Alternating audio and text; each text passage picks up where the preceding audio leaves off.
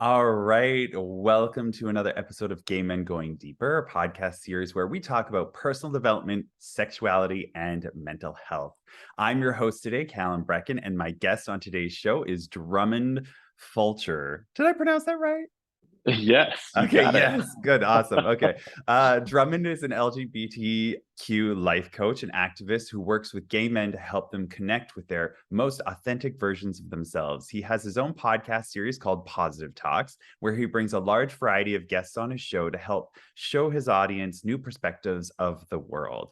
Together, we're going to be talking about making space for being uncomfortable today. And I am really excited to have this chat because the trend of cancel culture, or this energy of either you're with us or against us, or you're with me or against me, it isn't allowing for that space in between where conversations happen, where the bridges get built and understanding is born, where we need to go in order to work through our uncomfortable feelings in order to learn and grow as people.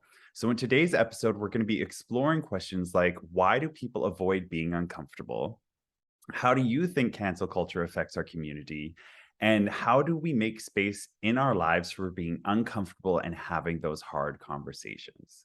So this podcast and YouTube channel are listener and viewer supported. If you're enjoying what we're creating, you can support us by heading over to the Patreon page and contributing to the show. You can also subscribe to the early access option on Apple Podcasts and listen ads free and gain early access to episodes. All your support helps us to continue making content for you and supporting our community, and we thank you in advance. I also want to remind everybody that we have our new attachment style quiz in the show notes. So if you want to find out what your attachment style is, head into the show notes and grab that free report. And with that, let's jump into today's episode. So I want to thank you so much for joining me today, Drummond. How are you doing? Welcome to the show. I'm doing phenomenal, and thank you so much for having me. Nice. So this conversation, we are going to get very into the nitty gritty of everything. And I'm really excited to talk about this because I hate cancel culture. It fucking drives me crazy. And I think it's because I've done the work and I like to sit with those kinds of things. But let's how about you introduce yourself a little bit more, any fun tidbits and facts, and then we can jump into the questions and unpack today. So go ahead, introduce yourself to our lovely audience. Yeah, most definitely. Hey, everyone. I am Drummond Fulcher.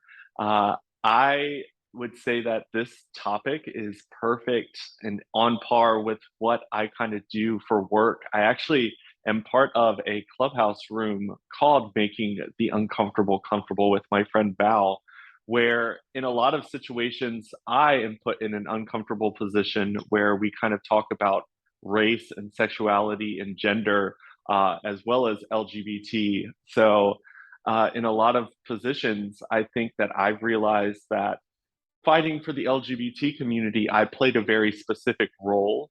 But then when I put myself into other spaces where my role was very different and I kind of had to modify what I was doing and how I was speaking on certain topics, it really made me realize that we have to be more aware of the roles we play in different places in our life. And I think that conversations like this are uncomfortable because I think that we can only go through life doing and knowing what we know.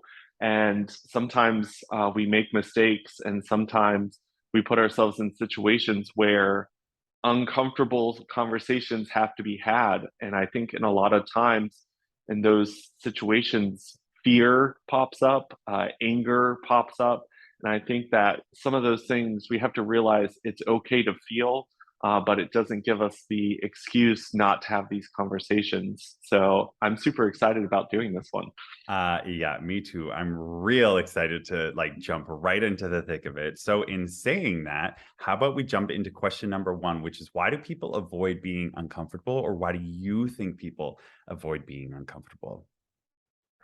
I personally, going from my own experiences of uncomfortable conversations that I've been a part of, I had to learn how to admit that I didn't know something. I think that a lot of times we stand so strong behind things that we believe and say that if we are found to be wrong, it's hard to admit that. It's hard to just be like, you know what, maybe what I know isn't correct. Maybe I need to open my mind a little bit further. So I think that for me, the first time I allowed myself to like let those walls down and just be like, maybe I am wrong. Maybe there's more for me to learn here. That's when I started to realize that these uncomfortable conversations were actually helping me grow as a person. But before, there was definitely a wall there that was preventing me from growing in certain ways. So I think fear of being found out, not understanding and not being right is something that prevents a lot of people from having those conversations because we live in a world where we want to appear the best we can be. We want to be the smartest. We want to be the richest. There's so much of the world that makes us think that we have to look a certain way to be accepted by others. And I think a lot of times uncomfortable conversations, we have to kind of give all that up. Yes. I'm like, everything that you just said, I was like, yes, yes, yes. Because in my head, the whole cancel culture, or you're with me or against me, that's those walls that it's saying, you know what, I have a belief. And because I have this belief, I'm self-righteous in my belief to the point where I am unwilling to open my ears and to listen to other perspectives. And when you put up those walls and you're unwilling to go on that adventure and to get curious, that blocks you from that growth in your life. You just continue to believe what you believe to the extremes. And then you tend to get more and more and more extreme instead of opening up your mind, opening up the curiosity and going, you know what? Maybe there's something here that I don't know. And I think a lot of this can be traced back to our childhoods and how we were raised, because a lot of us were raised on the belief system that the outcome was the important part, not the journey. So it was like getting the A was all that mattered. It didn't matter how much studying you did to get that A. It only mattered that you got the A. Or winning is the only thing that really matters. Doesn't matter how you get there, but that you need to win, because, you know, that's why people cheat and all of these other things. And so we have this mentality where we believe that the outcome is the only important thing. And if you have this conversation, or if you have these hard conversations come up, and you're in this whole, well, I need to win because that's the only important part of this, then you're going to be blocking yourself out instead of going in with a curiosity mindset and going, I don't know what I don't know. Let's have an open mind and let's listen to what's going on here. And I want to make a point that's really, really, really important, because I don't think enough people understand the difference, is that understanding does not equal agreement. And giving yourself that time and that space to understand something, to sit with somebody and to listen to their point of view, it does not mean that you are agreeing with them or that they're winning or anything like that is going on. It just means that you're giving yourself the time and the presence and the grace in order to take in all the information so that you can understand on a deeper level and then continue to make your own decision around that. But that does not mean you are agreeing with what that person says. You can still politely disagree with their point of view, but you were willing to come to the table and to sit and go, hey, I want to get your point of view so that I can understand you more, because I believe that's where the bridges are built. That's where, you know, the community can come together and to grow, even though we have differences. So what are your thoughts around that? Yeah. So I grew up in a very conservative area here in Virginia, and I was very thankful for the fact that I left. I moved away and kind of lived in big cities before I came back to Virginia. And it made me realize that there is definitely some echo chambers that exist within our cities, especially when it came to LGBT communities. Because when I was living in the cities, I felt like we had progressed very quickly, very fast. I was just like, wow, the world is getting so much better for the LGBT community. And when I came back to the smaller towns, the rural areas, I realized that barely anything had changed from when I had left. And I think that a lot of times we get so stuck in our echo chambers. And I mean, social media hasn't made it any easier for us. A lot of people are preaching to the choir and they don't realize that they've really cut off any external like education points from anyone who has different views than them. And I think that as a society, we have gotten really bad at having conversations with anyone who thinks differently than us. And I think that moving back to a rural place for me, knowing that I worked with coworkers that were teammates that were amazing people on my team, but we had very different political views or very different views and stances on women's rights, LGBT rights, and all those different things. Where if I had just allowed that to be the block, not to get to know these people, I wouldn't have been able to have a lot of the really amazing conversations that I had where they had a communication barrier. I had one as well. But then when we started having a conversation, we started realizing that there was a lot of similarities that we agreed upon. It was just that upfront belief that is kind of the wall creator for a lot of people that was different. But it even made me realize that the way I think and the views I have is because of the experiences I've had in my lifetime.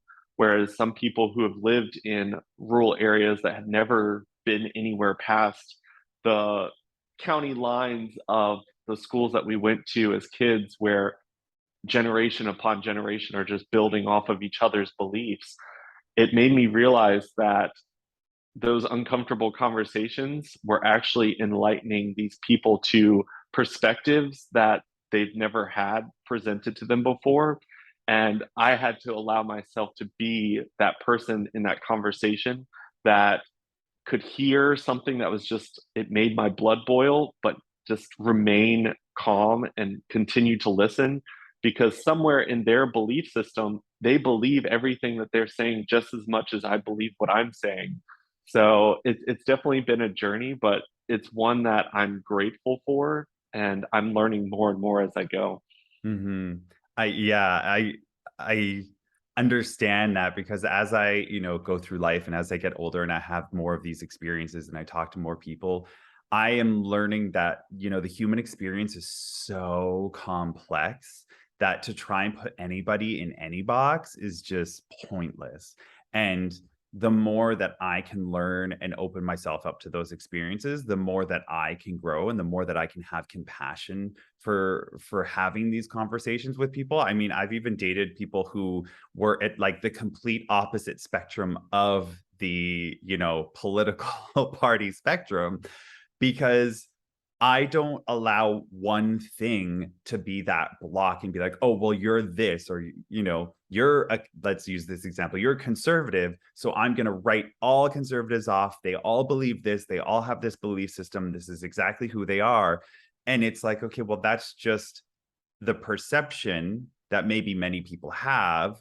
But just because that's the perception or that's what's been echoed doesn't mean that that's the actual reality of when you get face to face with people and when you actually have those conversations. Because I believe, and I have to carry this through life, that every single person is doing the best they can with what they have. And if I truly believe that to my core, I have to believe that even though we have different political beliefs, that they are doing the best they can with what they have and what they understand. And that the only way any of us are ever going to go grow or change or evolve is if they have people in their lives who are compassionate enough to sit and listen and understand their points of view and why they have those points of view. Instead of like yelling and screaming at them to change or that they're wrong. Do you ever want to change when somebody yells and screams at you and tells you that you're wrong? No, of course. It's going to put up your walls. It's going to turn on the fight or flight. You're going to get your back up. You're going to get really like angry and your blood's going to boil. And then no real true communication is going to happen. You have to be able to come to the table and sit and go, okay, you know what? This might be uncomfortable, but I'm willing to come and learn the things that I don't know. Because even if you still walk away and you're like, that guy's still a fucking asshole. Even if you do that, at least you gave yourself the opportunity and the chance to learn maybe why they're an asshole.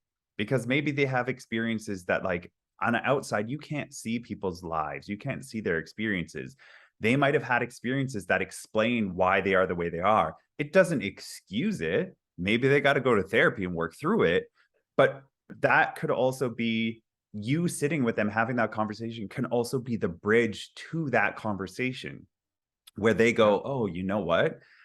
People in this community aren't, pedophiles and all these things that they say about, the haters of the LGBTQ community, and then you could be that bridge to them and be like, no, we're just literally normal people. And then that can open their mind to being like, well, maybe I need to open myself up a little bit more to this. But that only happens through compassion and through having difficult conversations. I love, there's, I don't know if you've heard of this person, but her name's Glennon Doyle. And she wrote the book Untamed. And she has a podcast called We Can Do Hard Things. And it's kind of became like the mantra throughout the pandemic, but I truly believe in that we can do hard things. We just have to give our space the time to work through it and go through it. So in saying that, I'm really curious, how do you think cancel culture has been affecting our community, and how has maybe it been a detriment to our community where we cancel not all these people, this is going to sound bad, but like I've seen it in the community. Let me use this example. I've seen it where, do you remember when Taylor Swift released her song? Oh, what was it You called? Need to Calm Down. You Need to Calm Down. And like, I think Todd Hall directed it, and there was so many gays in it. And like, I thought it was fabulous, but she got attacked by so many of so much of the community being like, no, this is wrong or this, and they're getting so mad. And in my head, I'm like, okay, so we're yelling at our heteronormative counterparts to support us and help us and to be allies. But then when they do something, we yell at them that they're not doing it right or correctly. And it drives me crazy because I'm just like, I don't get what you want. Like you just are, and it comes down to the point where I'm like, you're just angry. Like if you're just angry, you're just going to be angry. And I feel like that cancel culture does such a detriment because there's not enough people willing to just kind of sit with it. So I'm curious, how do you think cancel culture has affected the community, and where have you seen it play out? Ooh, I think, like with the whole Taylor Swift situation, I think that there's a lot of healing that needs to be done in a lot of people. I think that once healing is done, you start to see people as people, and we all make mistakes. I mean, no matter how she did it, she would have been doing it wrong to someone. You can't please the whole world. Um, but I think that once you kind of remove like the stuff that you need to heal from, you see that in people. Like you're like, you know what? I like the way that she did this. I wish she had done it this way. But I think that she did a great job with what she had. She brought in amazing people that have amazing followings that are also out there doing what they need to do. But I think with cancel culture, like you you never know what it's going to like hit. And I think that for me personally, being someone who does podcasts that are live, like I don't do any editing before or after. It's just like it is going to come out the way it is.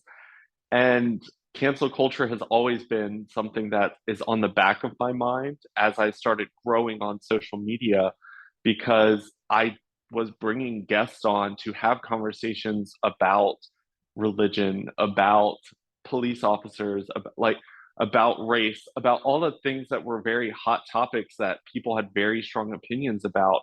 And I think that in cancel culture, we refuse to see people as people. We see them as someone with a singular idea. And if that idea is not aligned with ours, we assume cancel is the only way. And I don't think we ever give people the right to grow. And we assume that people will believe one thing no matter what. And that's just because we don't give them any other opportunity to show us that their minds could be changed or that they could be educated and grown as people. But I think that that's something that we all do. We do it to ourselves. We do it to the people around us that we love as well. And I think that with cancel culture, there are definitely people out there that are doing some harm in the world. But once again, canceling them doesn't help them grow. It doesn't like the biggest thing that like boils my blood when cancel culture happens is we're raising these people up on pedestals whether we want to or not. And what's happening is those opinions that they shared that we could have helped them grow out of or understand why people oppose that thought, but instead we're raising them up with that negative opinion or opinion we don't agree with, so that they're so high up there that other people with those same thoughts now gather together and support that person. Now this person's platform's bigger than some of the people that are trying to do really good things out in the world. So it's just, we have to realize that cancel culture doesn't really work the way we want it to work. You're not canceling an idea, you're not canceling an opinion, you're just yelling that you don't support it and then helping them grow that. But when it comes to other people who are trying to do good and get hit with cancel culture, like, we're all human, we're all imperfect. Like you said, we're only able to like provide the world with services based upon the knowledge that we have from our life experience. And unfortunately, that's imperfect. I mean, even as an LGBT activist, like I'm constantly having to educate myself. And honestly, since I started doing my podcast, the amount of books and literature that I've been pulling into my life on a very regular basis has like quadrupled, because I just want to make sure that I'm not doing any harm to the communities I'm trying my hardest to support. Hmm. But I think that's an important aspect, is that you are actively trying to learn, and we should all be actively trying to learn and move and navigate this, and that none of us are going to be perfect. And I want to talk more about this idea that you brought up about canceling, not allowing that person to grow, because in the back of my head, I'm like, well, wait, hold on a second. If we're yelling at this person that they're wrong, isn't the whole goal or the end of it to be, have them think differently and to agree with what we say? But then when they do start coming around, they still get people mad at them because they're like, oh, you're faking it, this isn't real. So I want to talk more about this idea of like allowing people to grow, and that there needs to be more space for that. And that, I think, comes with having these uncomfortable conversations, or allowing yourself to be part of these uncomfortable conversations, because I think that's part of that journey, is that we need to allow people to grow, just like we need to allow ourselves to grow. Yeah. And I think that with cancel culture, when we attack them for growing and we attack them for their original statements, what we're really doing is we're just saying that we just don't accept you as a person. Like no matter what you do, it's not going to be acceptable anymore. And in that way of thinking, like, why should someone put in the effort of trying to grow and change themselves if they're going to get the same results no matter what? So when we're showing the world that that's how they're going to be treated, then why not stick their like heels in the dirt and stay where their original opinion started, and just grow a following that also shouts the same things that they shout? And I think that there's a lot of celebrities out there that do the right thing and don't get the right amount of support from it. I always tell people, like, when you're attacking someone like Taylor Swift or Shawn Mendes or other celebrities that are somewhat putting their foot out there and saying, hey, I support the LGBT community, I always remind them, I'm like, they could be doing the opposite. I would rather have a million imperfect allies for our community that slip up and say the wrong thing, and allow me the space and time to say, hey, maybe next time say it this way, versus she could have easily said, you know what, take the video down, done. I don't want to support this community anymore. I'm putting my funds towards anti LGBT community stuff for now on. They seem to be a lot more supportive. So I always try to get people to remember, like, you can easily make people stop. Like, if you're too hard on people, if they're not in the right position, if they're not strong willed people, if you attack them, like, her career does not depend on the LGBT community. Like, so it just, you have to realize that when people continue to fight for what they believe in, even after something like that, like she's a very strong-willed ally, and I appreciate her and all the others who continue to fight even after they kind of get that intense pushback. And I know from experience that constant criticism is just so exhausting. Like, it's just so exhausting, and I know it's exhausting for the people doing it. And like, because I used to be very critical when I was younger. And then I went through an evolution and a growth, and I was like, man, it's so exhausting to just constantly be pointing out flaws in other people and constantly be criticizing and being on the other side of those critics, because we definitely have them for this podcast, for everything. That's why I constantly let it be known on this podcast, I am not perfect. Do not expect me to be perfect. Do not expect me to agree with everything you say. Do not expect me to understand everything about you.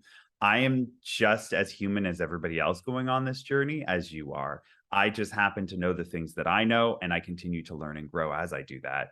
But then I see these things like where people will go on Twitter and they'll like go through years and years and years ago and find like this one tweet that somebody said and bring it up and be like, we need to be mad at this person because they said this 7 years ago. And it's just like, do we not have the compassion to be like, oh, but people change, because that's what we're supposed to do as humans. And then even when they come out and apologize and be like, oh my God, yeah, that was like 7 years, 8 years ago. Like, I'm sorry. Of course, my beliefs have changed and all this other stuff. People are like, no, we don't believe you. You have to be the same. Like, what can people do you think, to start moving away from that criticism and to start moving towards, cultivating more positivity in their life, or cultivating more of this building bridges energy? What did you do when you first started coming across this in your life with moving back to the rural area and coming across these conversations of like, oh, we need to have these hard conversations. I need to give somebody space. What was your steps of going through that process? It was honestly self-healing. Um, I had to truly believe that me, who I am, is enough, is exactly what I'm supposed to be doing, and forgiving of the mistakes that I made. Because, I mean, even I can go back and cringe at some of the things I once upon a time said in the past. And it's just being forgiving. And I think seeing people as people again. And what I mean by that is, when you're yelling at someone, what are you yelling at? Are you yelling at a person standing in front of you, or are you yelling at a Republican? Are you yelling at a like anti this, or like a lot of times we're yelling at the label that we've given this person, because if you see people as people, you realize that we're all imperfect, that we're all just trying to like live the best life we can. I mean, life is hard. The world doesn't make it easy for anyone. And I think that when I started to do the self healing for myself, I realized that when I was in a state of being healed, that I didn't feel the need to try to find reasons to hate other people. I wanted to help other people learn how to love themselves the way that I was able to love myself in that moment. And that's something that I'm constantly trying to get towards with myself, because there's always something that I can heal and grow within myself. And when I'm in that state of mind, I start to see people as people. Like, even someone who's completely, I just saw them screaming and doing something that I completely disagreed with. I'm like, okay, this is someone's grandmother. This is someone's sibling. This is someone's child. Like, when you start to humanize people and realize that they exist in the same realm that you do, I think that that's when I started to realize that I could have conversations that are uncomfortable, because it's like once you've healed yourself, you start to see the things that people are saying are triggers, that they're trying to get you upset so that you blow up, so that you are unable to see the things that they're struggling with, the things that they're afraid to show the world. And once you kind of take those glasses off, you're no longer looking at a monster. You're seeing a person that's like suffering. And because at the end of the day, when you look at happy people, when you see people who have gone through the process of healing their traumas, they're not doing the things that the people who are out there screaming and attacking people are doing out of fear, out of pain. Like, I think it's important for people to realize that. And that's something I remind myself when even people who are super close to me do things that upset me. I'm like, they're human. Okay, look at them and see them as a human again. Pull yourself back. Like, a lot of times when you're upset with the people, it's because they've hit one of your triggers. And I always ask myself, what is this trigger? How can I heal it? Because apparently it's still bringing me pain and making me want to attack someone. So how can I heal this part of myself and then start that journey? And I always tell people those triggers are key to the self like healing journey that each of us are on. The Mhm. more you start to pick up on those and heal them instead of just say, oh, that's just the way I am, you start to realize that there's a lot of growth around you. There's a lot of opportunity for growing and being a more authentic version of yourself than just saying it's a trigger and this is how I am, this is who you are. If you believe that way, then there's not going to be a lot of connection between you and that person. Yes, which is very unfortunate. And that's, there is a lot of people who do live that world. They let their emotions control them instead of getting curious about them and owning it.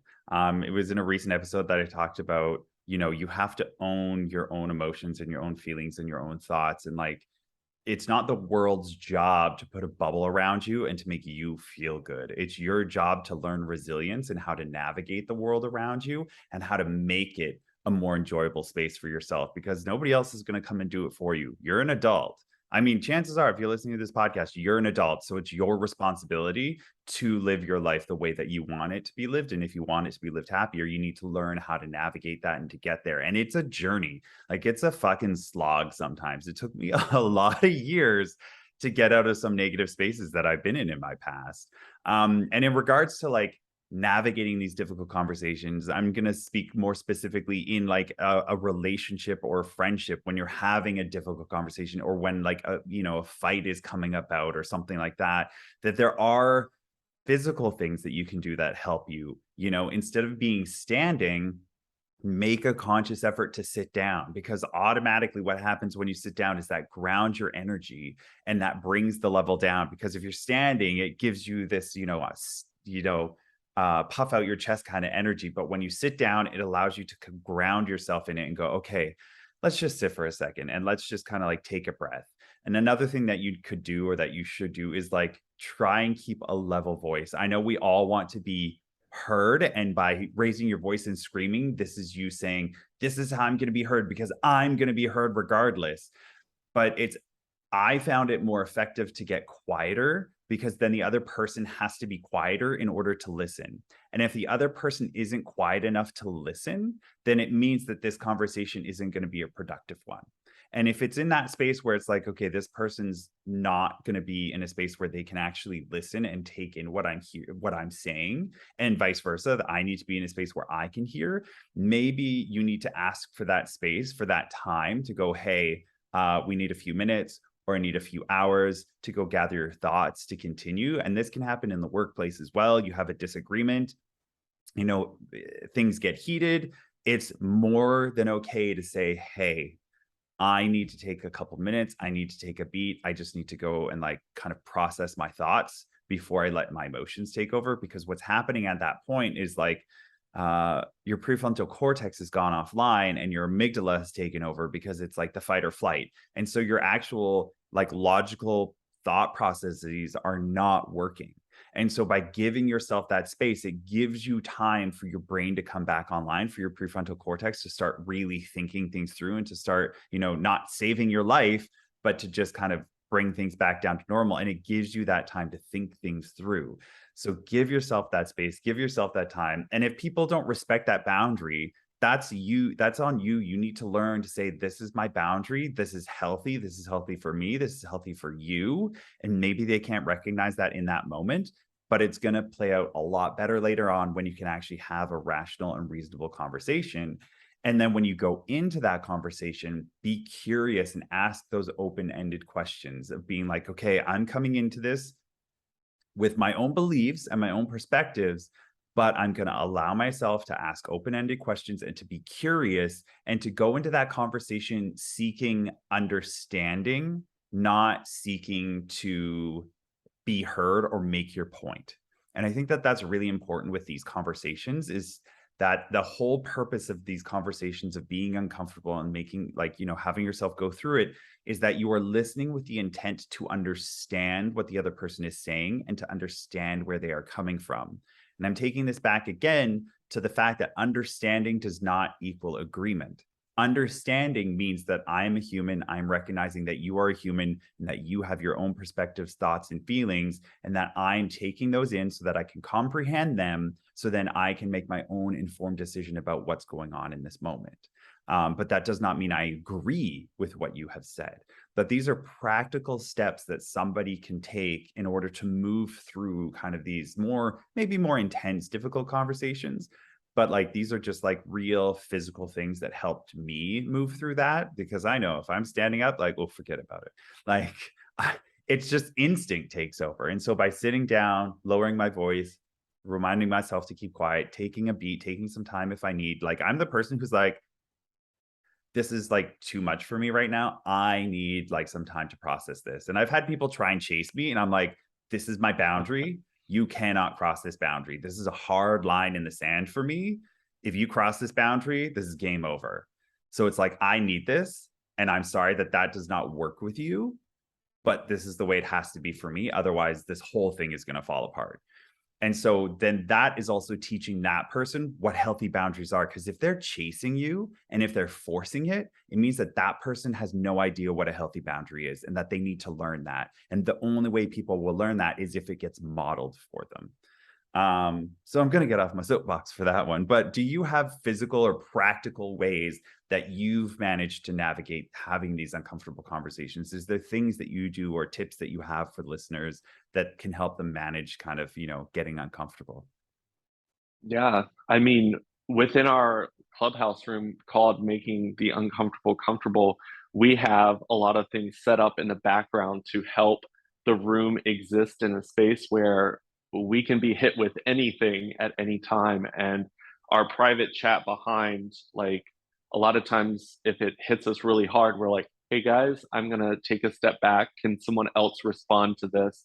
And we've had people are like, no, I don't want you. I want this person to respond. I'm asking this person. And we're like, okay, we're going to give this person some space. That question is very triggering for them.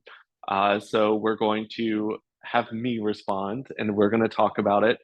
And I also like to, because there are ways to exit a conversation that are very triggering to the person sharing their opinion that's triggered us, where we need to take a step back, where we have to be aware that if we slap them with a hard trigger and then leave and come back, sometimes that conversation isn't going to be any better. So finding a statement that's like an exit statement that is showing respect to this person with a different perspective, and politely saying that you need to take some time to recover, or get back to a space where this conversation can be continued. I always like to tell people, like, I am a person who celebrates differences. I try to surround myself with a diverse group of people, and I completely respect that you have an opinion very different than mine. But I need some time to kind of think about everything that's been said just now, so that I can come up with a response that's respectful of your views as well as my own. Just to kind of give people like the, hey, I'm not disrespecting you. I'm not trying to cancel you. I'm not going to try to change your opinion, but I want to make sure that my response is respectful to the fact that we do not see eye to eye. And I just kind of pull myself back to a point where I have to remind myself this person is a person. All these statements that they are making are based upon the journey that they took that I know nothing about other than what is being shared with me at this time. And it's just pulling myself back to center, finding those triggers that hit me, healing as much as I can so that I can come back to a space and once again hear a different opinion that isn't as triggering to me, to where my response doesn't slap them with something that sends them into attack mode onto my beliefs. And I think that that's something that I've had to work on a lot. There's been a lot of times when I've been put on panels to speak, and I'm literally like shaking because I disagree so much and could not believe someone could have that opinion. Uh, but usually, as long as I keep my cool, if my voice is shaking when I'm speaking, I'm like, okay, you're a little bit too much invested in this. Just because this person is not agreeing with you at this moment does not mean that they are disagreeing with you. It's just they are making a statement based upon their journey. Your journey is different. Your opinions will be different. You can't change their mind. If you're yelling at them, you're going to shut them down. And for them to be able to change and grow, you can't have them building walls and shutting down. So sometimes it does take like a week for me to recover from some conversations. Like some of them are not easy at all. It's not 5 seconds and I come back. So I think that we all have to know ourselves well enough to know whether or not we're going to be in a position where the conversation is going to take a healthy direction, or if it's going to be one of those that we're going to allow every trigger to be hit and we're going to blow up like a nuclear bomb. And we just have to know ourselves through that journey. And I want to acknowledge that, like, the pause is so important. Like, allowing yourself that space for the pause to say, hey, I need to go collect myself. I need to go collect more information, and I need to do more research about this, or I need to just understand this more or process my thoughts. I don't think enough of us allow ourselves to do that enough, and that we also don't allow other people to do that. Like, we want the instantaneous. The world we live in is now, now, now. It needs to be quick. You need to agree with me now. Like, it needs to happen immediately. And I really want to take a moment to praise Brene Brown, because I know that she took a sabbatical off her podcast, Unlocking Us, for a long time. Like, I think it's been 4 months, and she just came back today. And she shared her story, or at least when we're recording this is the day I listened to it. And she just came back with her story as to why she needed to take that pause, and that it's really important. And that kind of, one side, I was disappointed because I really love listening to her podcast, and it really energizes me, and I really enjoy it, and I appreciate it. And so not having an episode for 4 months, it kind of sucked. But then having this episode back, because I value the pause, because I value people taking their time and really thinking and doing their own research and being critical and having critical thought, I value that so much that when she shared her story, I'm grateful she took that, because she wouldn't be able to show up the way that she shows up had she not taken that pause. And that pause is where the growth happens. That pause is where we give ourselves the space to go, okay, I've taken in the information. Now, what do I do with it? Let's go to do some therapy. Let's go, do some meditating. Let's just think on it. Let's do some journaling. Let me take this to like my top 5 people, my really safe people, and kind of have open and vulnerable conversations with them about why this is affecting me, or why this pokes my buttons, or why this, drives me crazy. An example can be, there's a lot of people in the community who the word queer really affects them. Like, it really pushes their buttons. And I find usually in an older generation, and it's because of what comes along with that experience that they went through with that word during their time. And so I can recognize that that is a trigger for people. But then again, I also have to remind people that our triggers are our responsibility. So if that's so triggering for you, then that means there's work that needs to be done around it. And to find out what that is, and to do that work, and then to sit with that and process it to the point where it no longer triggers you. Like, that's what our triggers bring up, things that we need to look at and pay attention to, so that we can process them, move through them, so that they're no longer triggers in our lives. Because that means you have a more enjoyable experience, where you're not worried about people pushing up or rubbing up against you and poking your buttons. You can move through the world a lot more effortlessly and enjoy your experience a lot more, because you're like, sure, things rub up the wrong way, but for the most part, I'm a pretty level person, because I've done a lot of work to work through my triggers. So I think we've had a lot of really good ways that people can move through this. Are there any last things that you want to say about, getting uncomfortable and navigating these conversations that you want to make sure that the listeners leave with today? I think that you kind of touched on this when it came to like having an opinion. Like, if you take a pause when you're in a conversation, we do not need to take time to make other people believe that we are right. We do not need to take the time to prove other people wrong. Like, when you take that pause, don't go away from that conversation to collect things to prove you're right. Go and explore options that help you understand why someone else might have a different opinion. That way when you come back, like, you have a better understanding of the person that's standing in front of you. I think that a lot of times I find myself in positions in conversations with people where I've done the walking away and educating myself and trying to understand.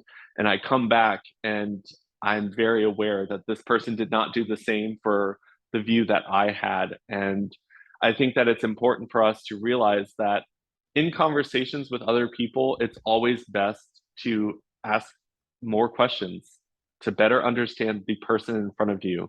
Because if you get them to the point where they feel understood, they will also be in a position where they might want to understand you better as well.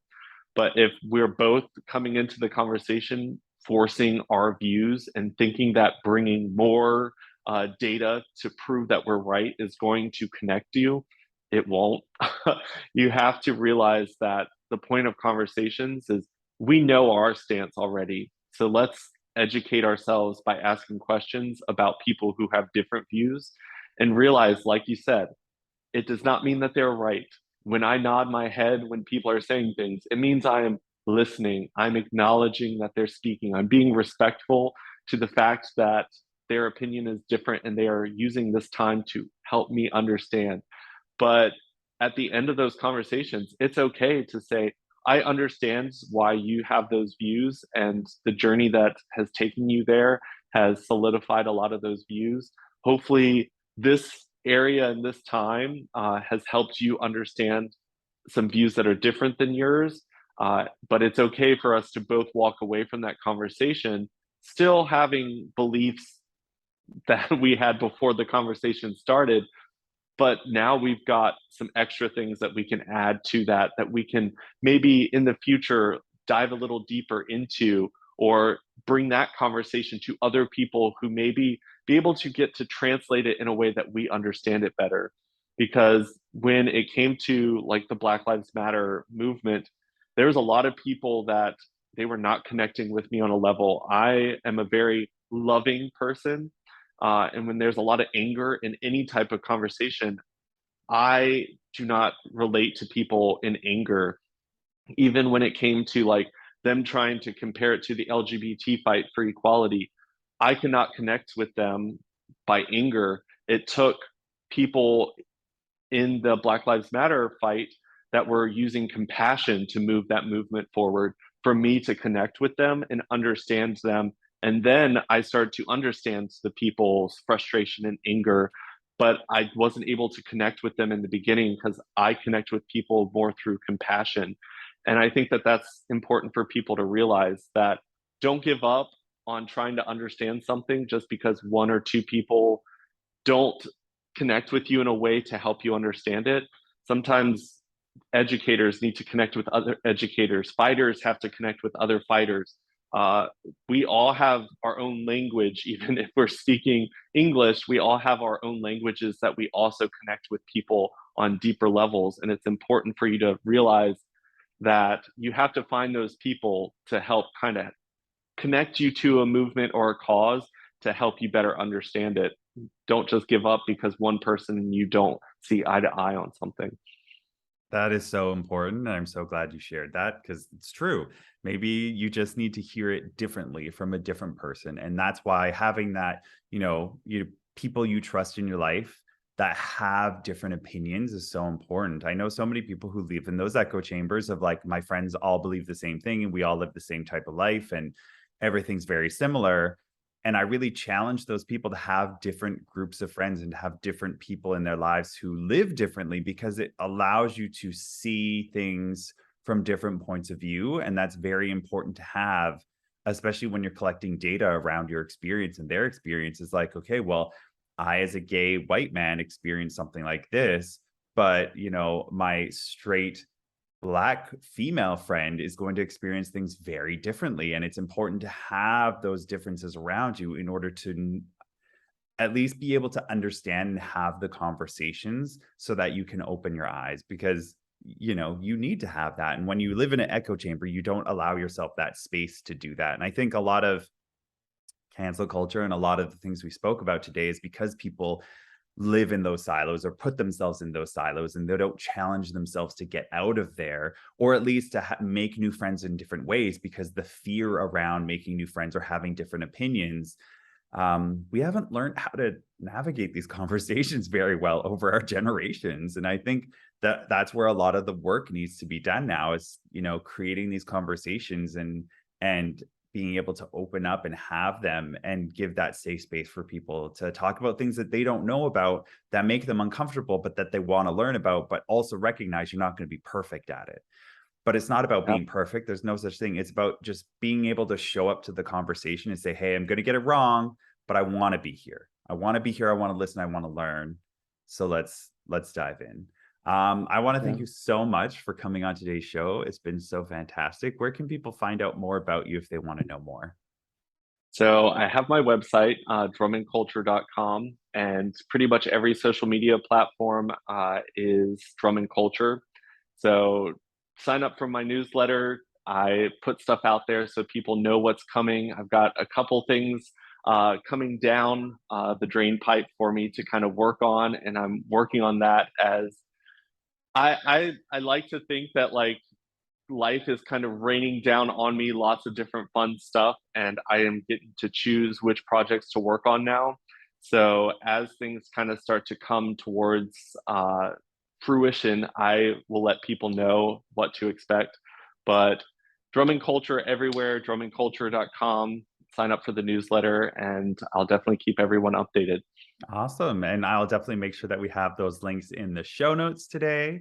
So if you like this episode, please, if you're watching on YouTube, hit that thumbs up button and hit the subscribe and hit the little bell. It notifies you every Thursday when we put out new episodes. And it also tells YouTube that this is a fantastic show. If you're listening on any of the iTunes or podcast platforms, head on over, give us a star rating. We would love to get 5 stars if that's how you really feel. And leave us a little review. We like reading them at the beginning of some of our shows, so maybe we'll read it out.